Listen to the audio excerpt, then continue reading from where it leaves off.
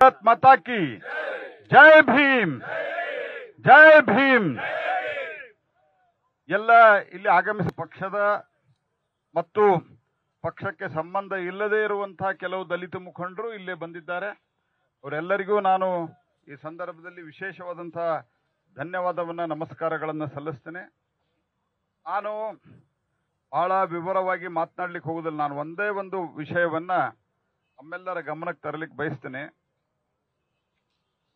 ಬಾಬಾ ಸಾಹೇಬ್ ಅಂಬೇಡ್ಕರ್ ಜೀವಿತಾವಧಿಯಲ್ಲಿಯೂ ಸಹಿತ ಕಾಂಗ್ರೆಸ್ ಪಾರ್ಟಿಯವರು ಯಾವ ರೀತಿ ಅಪಮಾನ ಮಾಡಿದರು, ಅವರನ್ನ ನಿರ್ಲಕ್ಷ್ಯ ಮಾಡಿದರು, ಅವರನ್ನ ಸೋಲಿಸಿದರು, ಈ ಎಲ್ಲ ಸಂಗತಿಗಳನ್ನ ನಮ್ಮ ಮೊದಲು ಮಾತನಾಡಿದಂಥ ನಮ್ಮೆಲ್ಲ ಮುಖಂಡರು ಹೇಳಿದ್ದಾರೆ. ಬಾರಿ ಬಾರಿ ನಾವು ಹೇಳಿದ್ದೇವೆ, ಲೋಕಸಭೆ ಡಿಬೇಟ್ದಲ್ಲಿ ಬಂದಿದೆ.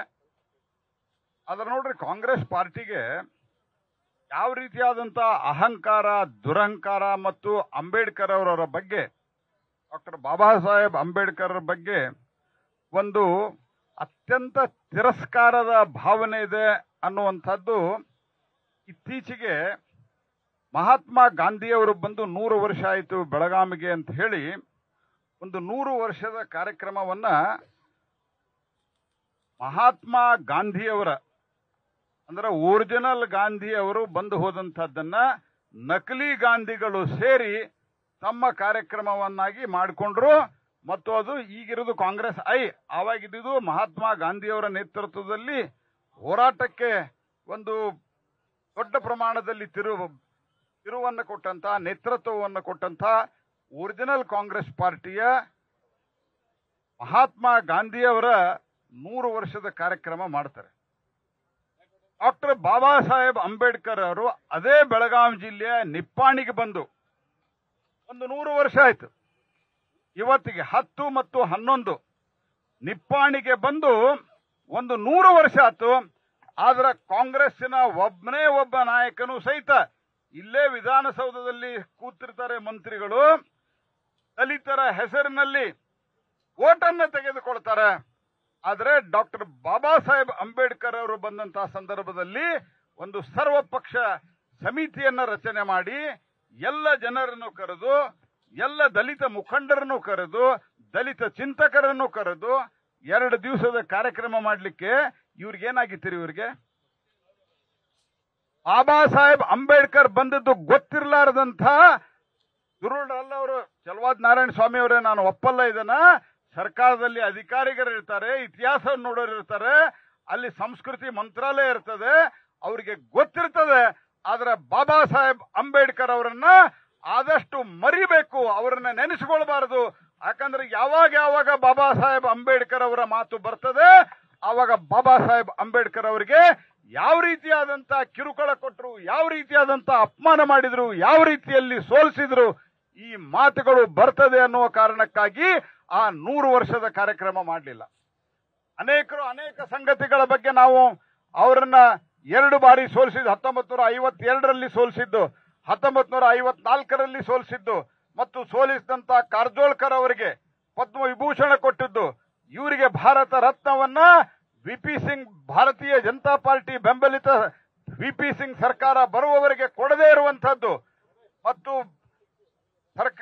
ಪಾರ್ಲಿಮೆಂಟಿನ ಸೆಂಟ್ರಲ್ ಹಾಲ್ದಲ್ಲಿ ಅವರ ಒಂದು ತೈಲ ಚಿತ್ರ ಅನಾವರಣವನ್ನ ಮಾಡಿರೋದು ಕೂಡ ಅಟಲ್ ಬಿಹಾರಿ ವಾಜಪೇಯಿ ಅವರ ಒತ್ತಾಯದಿಂದ ಅನ್ನುವಂತಹ ಸಂಗತಿಯನ್ನ ವಿಪಿ ಸಿಂಗ್ ಸರ್ಕಾರದಲ್ಲಿ ಅನ್ನೋದು ನಾವು ಮರಿಬಾರದು. ಆದ್ರೆ ಕಾಂಗ್ರೆಸ್ ಪಾರ್ಟಿ ಹೆಂಗ್ ನಡ್ಕೊಳ್ತು? ಕೇವಲ ಇವರನ್ನ ಚುನಾವಣೆಯಲ್ಲಿ ಸೋಲಿಸುವುದಿಲ್ಲ. 52, 54ರಲ್ಲಿ ನೆಹರು 2 ಬಾರಿ ಹೋಗಿದ್ರು ಇವ್ರನ್ನ ಸೋಲಿಸ್ಲಿಕ್ಕೆ. ಒಬ್ಬ ಪ್ರಧಾನಮಂತ್ರಿ 2 ಬಾರಿ ಒಂದು ಕ್ಷೇತ್ರದಲ್ಲಿ ಪ್ರಚಾರಕ್ಕೆ ಹೋಗುವುದಿಲ್ಲ. ತಮ್ಮ ಪೀಕ್ ಆಫ್ ಪಾಪ್ಯುಲಾರಿಟಿ ಅಂತ ಏನು ಹೇಳ್ಕೊಳ್ತಾ ಇದ್ರು ನೆಹರು ಅವರು, ಆ ಕಾಲದಲ್ಲಿ 2 ಸರ್ತಿ ಹೋಗಿ ಬಾಬಾ ಸಾಹೇಬ್ ಅಂಬೇಡ್ಕರ್ ಅವ್ರನ್ನ ಸೋಲಿಸ್ಲಿಕ್ಕೆ ಪ್ರಯತ್ನ ಮಾಡಿದ್ರು. ಬಹಳ ಕಮ್ಯುನಿಸ್ಟರು ಬಹಳ ಜನ ಮಾತಾಡ್ತಾರೆ. ಇವರು ಕಮ್ಯುನಿಸ್ಟರ್ ಅಂತಂದ್ರ, ನಾವು ಹಿಂದೆನೆ ನಾವೊಬ್ರು ಹಿರಿಯರು ಹೇಳ್ತಾ ಇದ್ರು, ಕಮ್ಯುನಿಸ್ಟರ್ ಅಂತಂದ್ರ ಯಾರು ದೇಶದ ಬಗ್ಗೆ, ಸಮಾಜದ ಬಗ್ಗೆ ನಿಷ್ಠೆ ಕಮ್ಮಿ ಇರೋರು ಕಮ್ಯುನಿಸ್ಟರು. ಶ್ರೀಪಾದ್ ಅಮೃತ ಡಾಂಗೆ ಅವರು ಮತ್ತು ಎಸ್ ಕೆ ಪಾಟೀಲ್ ಅವರು ಅವತ್ತು ಒಟ್ಟಿಗೆ ನಿಂತು ಕಾಂಗ್ರೆಸ್ ಮತ್ತು ಕಮ್ಯುನಿಸ್ಟರು ಒಟ್ಟಿಗೆ ಸೇರಿ ಬಾಬಾ ಸಾಹೇಬ್ ಅಂಬೇಡ್ಕರ್ನ ಸೋಲಿಸಿದ್ದು ನಮಗೆ ಇತಿಹಾಸ ಬಹಳಷ್ಟು ಜನಕ್ಕೆ ಗೊತ್ತಿದೆ. ಆದರೆ ಕಾನ್ಸ್ಟಿಟ್ಯೂಯೆಂಟ್ ಅಸೆಂಬ್ಲಿಗೆ ಡಾಕ್ಟರ್ ಬಾಬಾ ಸಾಹೇಬ್ ಅಂಬೇಡ್ಕರ್ ಅವ್ರನ್ನ ಬರಲಾರ್ದಂಗೆ ನೋಡ್ಕೊಂಡ್ರು. ಆದ್ರೆ ಯೋಗೇಂದ್ರನಾಥ್ ಮಂಡಲ್ ಅವರು ಅವರ ರಾಜೀನಾಮೆ ಕೊಟ್ಟು ವಾಪಸ್ ಅವ್ರನ್ನ ಬೆಂಬಲಿಸಿ ಅವರು ಕಾನ್ಸ್ಟಿಟ್ಯೂಂಟ್ ಅಸೆಂಬ್ಲಿಗೆ ಬಂದ್ರೆ ಕಾಂಗ್ರೆಸ್ಸಿನ ದುರುಳತನ ನೋಡ್ರಿ ನೀವು. ನಾನು ಬಹಳ ಜವಾಬ್ದಾರಿಯಿಂದ ಈ ಇತಿಹಾಸವನ್ನ ನೋಡಿ ಆರೋಪವನ್ನ ಮಾಡ್ತಾ ಇದ್ದೀನಿ. ಯಾವ ಕ್ಷೇತ್ರದಿಂದ ಡಾಕ್ಟರ್ ಬಾಬಾ ಸಾಹೇಬ್ ಅಂಬೇಡ್ಕರ್ ಅವರು ಕಾನ್ಸ್ಟಿಟ್ಯೂಂಟ್ ಅಸೆಂಬ್ಲಿಗೆ ಬಂದಿದ್ರು ಆ ಕ್ಷೇತ್ರಗಳು ಬಿರ್ಸಲ್, ಜಸ್ನೂರ್ ಖುಲ್ನಾ, ಫರೀದ್ಪುರ್ ಇವುಗಳು ಅವತ್ತು ಹಿಂದೂ ಬಾಹುಳ್ಯವನ್ನು ಹೊಂದಿದ್ದು. ಆ ಹಿಂದೂ ಬಾಹುಳ್ಯವನ್ನು ಹೊಂದಿದ್ದಂತಹದ್ದನ್ನ ಅಂಬೇಡ್ಕರ್ ಅವರ ಆಯ್ಕೆ ಅನೂರ್ಜಿತವಾಗಬೇಕು ಅಂತ ಹೇಳಿ ಪಾಕಿಸ್ತಾನಕ್ಕೆ ಬಿಟ್ಟುಕೊಟ್ಟಂತ ದುಷ್ಟರು ದುರುಳರು ಕಾಂಗ್ರೆಸ್ ಪಾರ್ಟಿಯವರು ಅನ್ನೋದು ನಾವು ಮರೆಯಬಾರದು. ಯಾಕೆ ಬಿಟ್ಟುಕೊಟ್ರು?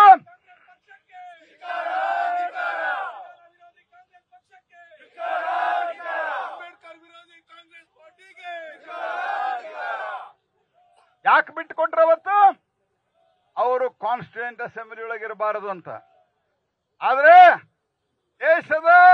ಈ ದೇಶದಲ್ಲಿ ಮಣ್ಣಿನಲ್ಲಿ ಒಂದು ಶಕ್ತಿ ಇದೆ, ಜನರ ಸಜ್ಜನ ಭಾವನೆಯಲ್ಲಿ ಒಂದು ಶಕ್ತಿ ಇದೆ. ಅವರಿಗೆ ಮುಂದೆ ನಮ್ಮ ಮಹಾರಾಷ್ಟ್ರದಿಂದ ನಮ್ಮ ಜೋಗೇಂದ್ರ, ಅದಾದ ನಂತರ MR ಜೈಕರ್ ಅವ್ರನ್ನ ಮಹಾರಾಷ್ಟ್ರದಿಂದ ತಮ್ಮ ಸ್ಥಾನಕ್ಕೆ ರಾಜೀನಾಮೆಯನ್ನ ಕೊಟ್ಟು ಅವ್ರನ್ನ ಕರ್ಕೊಂಡ್ಬರ್ತಾರೆ ಅಸೆಂಬ್ಲಿ, ಕಾನ್ಸ್ಟಿಟ್ಯೂಂಟ್ ಅಸೆಂಬ್ಲಿಗೆ. ಆ ಕಾನ್ಸ್ಟಿಟ್ಯೂಂಟ್ ಅಸೆಂಬ್ಲಿ ಒಳಗ ನೆಹರು ಅವರ ವಿರೋಧದ ಹೊರತಾಗಿಯೂ ಸಹಿತ, ಪಂಡಿತ್ ನೆಹರು ಅವರ ವಿರೋಧದ ಹೊರತಾಗಿಯೂ ಸಹಿತ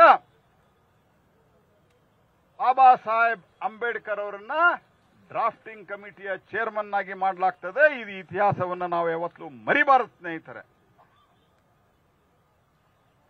ಪಂಡಿತ್ ನೆಹರು ಅವರ ಒಂದು ಪತ್ರ ಇದೆ ಇತಿಹಾಸದೊಳಗ.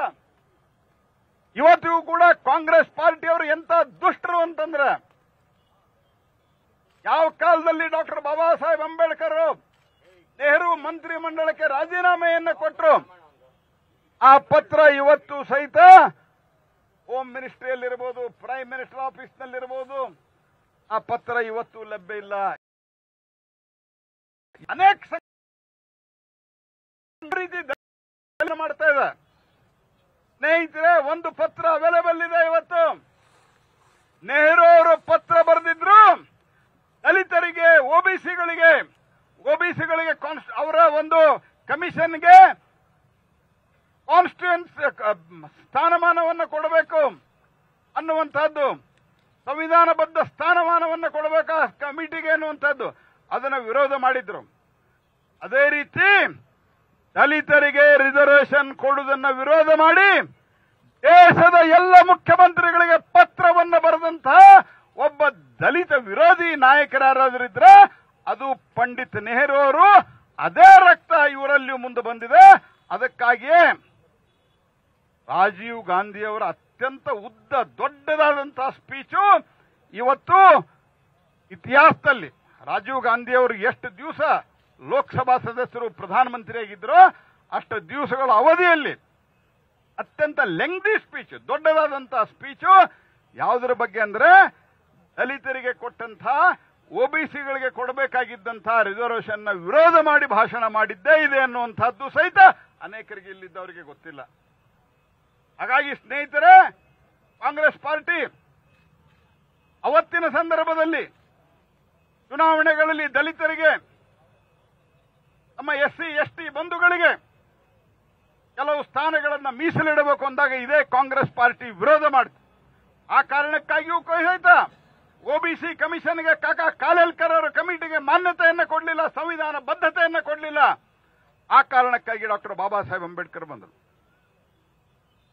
ಅವರು PhD ಪಡೆದಂತಹ, ವಿದೇಶಿ ವಿಶ್ವವಿದ್ಯಾಲಯದಿಂದ ಆರ್ಥಿಕ ವಿಷಯದಲ್ಲಿ PhD ಪಡೆದಂತಹ ಮೊದಲ ವ್ಯಕ್ತಿ, ದೇಶದ ಮೊದಲ ವ್ಯಕ್ತಿ ಆರ್ಥಿಕತೆಯಲ್ಲಿ ಅಂದ್ರೆ ಅದು ಡಾಕ್ಟರ್ ಬಾಬಾ ಸಾಹೇಬ್ ಅಂಬೇಡ್ಕರ್. ಇದನ್ನು ನಾವು ಮರಿಬಾರದು. ಇದನ್ನು ಅಂತ ಬಾಬಾ ಸಾಹೇಬ್ ಅಂಬೇಡ್ಕರ್ಗೆ cabinet committee on economic affairs ಅಲ್ಲಿ ತಗೊಂಡ್ರು. ನೆಹರು ಅವರ ಅನುಪಸ್ಥಿತಿ ಅಲ್ಲಾದಂತಹ ಒಂದು ಕ್ಯಾಬಿನೆಟ್ ಅಲ್ಲಿ ತಗೊಳ್ತಾರೆ. ಆ ನಂತರ ಅವ್ರನ್ನ ಪುನಃ ನೆಹರು ಬಂದ ನಂತರ ಹೊರಗೆ ಹಾಕ್ತಾರೆ. ಇದೆಲ್ಲವನ್ನು ನೋಡಿ ಬಾಬಾ ಸಾಹೇಬ್ ಅಂಬೇಡ್ಕರ್ ರಾಜೀನಾಮೆ ಕೊಡ್ತಾರೆ. ದೇಶದ ಒಂದು ಭೂಭಾಗವನ್ನ ಬಾಬಾ ಸಾಹೇಬ್ ಅಂಬೇಡ್ಕರ್ ಅವರಿಗೆ ಅವರು ಕಾನ್ಸ್ಟಿಟ್ಯೂಂಟ್ ಅಸೆಂಬ್ಲಿಯಲ್ಲಿ ಇರಬಾರ್ದಂತ ಬಿಟ್ಟುಕೊಟ್ಟವ್ರು. ಇವತ್ತು ಯಾವ್ದಾದ್ರು ಬಾಬಾ ಸಾಹೇಬ್ ಅಂಬೇಡ್ಕರ್ಗೆ ಮತ್ತು ನಮ್ಮ ದಲಿತ ಸಮುದಾಯಕ್ಕೆ ನ್ಯಾಯ ಕೊಡ್ತಾರೆ ಇವರು. ಹಾಗಾಗಿ ಸ್ನೇಹಿತರೆ, ಯಾವ ರೀತಿ ಖರ್ಗೆ ಅವರನ್ನ ಅದ್ಯಾರೋ ಗೊತ್ತಿರಲಾರ್ದಂತವ್ರನ್ನ ತಂದು ಮುಂದ್ಗಡೆ ಸೋಫಾದಲ್ಲಿ ಕೂಡಿಸ್ತಾರೆ. ಅಕಸ್ಮಾತ್ ನಾಳೆ ಎಕ್ಸ್ಪ್ಲನೇಷನ್ ಕೊಟ್ಟರು ಕೊಡ್ಬೋದು, ಕಾಂಗ್ರೆಸ್ ಅವರು ನಿನ್ನೆ ಕೊಟ್ಟಿರ್ಬೋದು, ನಾನು ನೋಡಿಲ್ಲ. ಇಲ್ಲ ಅವರಿಗೆ ಸೋಫಾದಲ್ಲಿ ಕೂಡ್ಲಿಕ್ಕೆ ಆಗೋದಿಲ್ಲ, ಕುರ್ಚಿ ಮಧ್ಯೆ ಹಾಕ್ಲಿಕ್ಕೆ ಏನಾಗಿತ್ತು ನಿಮ್ಗೆ? ಆ ಸೋಫಾ ಆ ಕಡೆ ಈ ಕಡೆ ಸರಿಸಿ ಕುರ್ಚಿ ಮಧ್ಯದಲ್ಲಿ ಹಾಕ್ಬೋದಾಗಿತ್ತಲ್ಲ ಮಹೇಶ್ ಅವರೇ. ಈ ರೀತಿಯಾದಂತಹ ಒಂದು ಮಾನಸಿಕತೆ ಕಾಂಗ್ರೆಸ್ ಪಾರ್ಟಿಯೊಳಗೆ ಏನದ, ಆ ಮಾನಸಿಕತೆಯನ್ನ ವಿರೋಧ ಮಾಡಿ ಯಾವಾಗ ಸರ್ಕಾರ ಮಾಡಲಿಲ್ಲ, ನಿಪ್ಪಾಣಿಯಲ್ಲಿ ಡಾಕ್ಟರ್ ಬಾಬಾ ಸಾಹೇಬ್ ಅಂಬೇಡ್ಕರ್ ಬಂದು ಹೋದಂತಹ 100 ವರ್ಷ ಬೇಕಂತಲೇ ಅವರು ಮಾಡಲಿಲ್ಲ. ಅವಾಗ ಇವತ್ತು ನಾನು ನಮ್ಮೆಲ್ಲ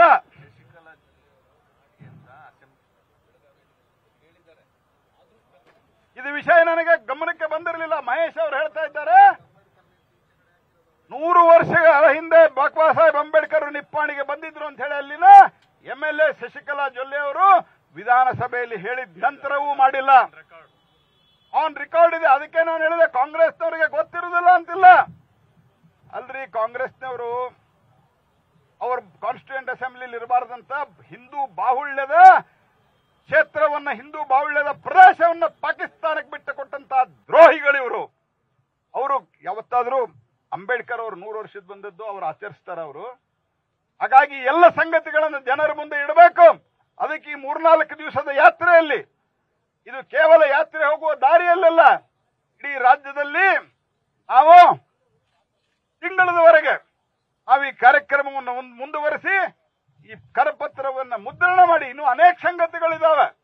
ಎಲ್ಲ ಸಂಗತಿಗಳನ್ನ ನಾವು ಜನರಿಗೆ ಮುಟ್ಟಿಸಬೇಕು. ಕಾಂಗ್ರೆಸ್ ಎಂದು ಇವತ್ತೇನು ಅವರು ತಮ್ಮ ಕಣ್ಣೀರನ್ನ ಸುರಿಸ್ತಾ ಇದ್ದಾರೆ, ಅದು ಮೊಸಳೆ ಕಣ್ಣೀರು ಅನ್ನುವಂಥದ್ದನ್ನ ಜನರಿಗೆ ಕನ್ವಿನ್ಸ್ ಮಾಡಬೇಕಾದಂತಹ ಅಗತ್ಯತೆ ಇದೆ ಅನ್ನುವಂತಹ ಮಾತನ್ನು ಹೇಳ್ತಾ, ನಮ್ಮೆಲ್ಲ ಇವತ್ತಿನ ಮುಖಂಡರಿಗೆ, ವಿಶೇಷವಾಗಿ SC ಮೋರ್ಚಾ ಮುಖಂಡರಿಗೆ, ST ಮೋರ್ಚಾ ಮುಖಂಡರಿಗೆ ಮತ್ತು ಉಳಿದೆಲ್ಲ ನಮ್ಮ ಪಕ್ಷದ ವಿರೋಧ ಪಕ್ಷದ ನಾಯಕರಿಗೆ, OBC ಮೋರ್ಚಾದವರಿಗೆ ನಾನು ಅಭಿನಂದನೆ, ಯುವ ಮೋರ್ಚಾದವರಿಗೆ ಅಭಿನಂದನೆ ಹೇಳ್ತೇನೆ. ಬಹಳ ಆಸಕ್ತಿಯಿಂದ ಈ ಕಾರ್ಯಕ್ರಮವನ್ನು ಮಾಡಿ ಇದನ್ನ ಒಂದು ಜಾಗೃತಿ ಮಾಡುವಂತ ಮತ್ತು ಬಾಬಾ ಸಾಹೇಬ್ ಅಂಬೇಡ್ಕರ್ ನಿಪ್ಪಾಣಿಗೆ ಕರ್ನಾಟಕಕ್ಕೆ ಬಂದಂತಹ ನೆನಪನ್ನ ಮಾಡ್ತಾ ಇದ್ದಾರೆ. ಅವರಿಗೆ ವಿಶೇಷವಾದಂತಹ ಧನ್ಯವಾದ ಹೇಳ್ತಾ ತಮ್ಮೆಲ್ಲರಿಗೂ ನಮಸ್ಕಾರ. ಜೈ ಭೀಮ್. ನ್ಯೂಸ್ ಫಸ್ಟ್, ನಿರ್ಭೀತಿಯಿಂದ ನಿಮ್ಮ ಪರವಾಗಿ.